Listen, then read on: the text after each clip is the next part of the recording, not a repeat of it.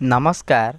आमे समस्ते जानिछे प्रभु रामचंद्र पितृसत्य पालन करने को जाई माता सीता और भाई लक्ष्मण को सहित वन को आसीथिले। बहु कष्ट और जंत्रणा सही से माने पंचवटी ठारे कुटीर निर्माण करी रहुथिले। विधिर विधान जे महाशक्तिशाली रावण माता सीता को अपहरण करी लंकापुर को नहीं जाइथिला।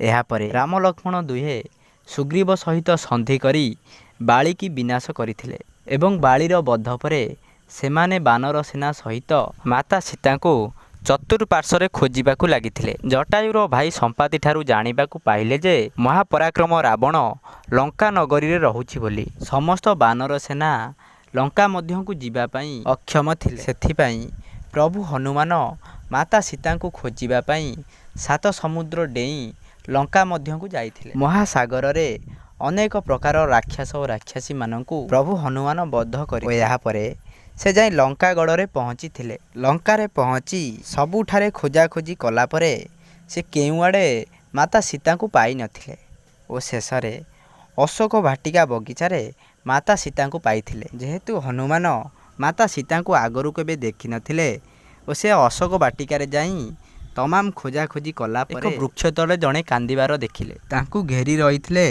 राक्षस मान। हनुमान जानी पारले जे यह निश्चिंत भावरे माता सीता, किंतु हनुमान बहुत चतुर थिले।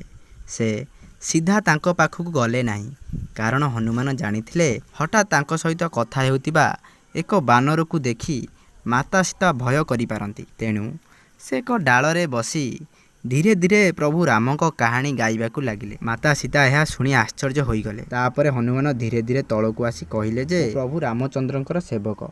से तांकू प्रमाण रूपक प्रभु रामचंद्र देइथिबा मुदी को देखाइले।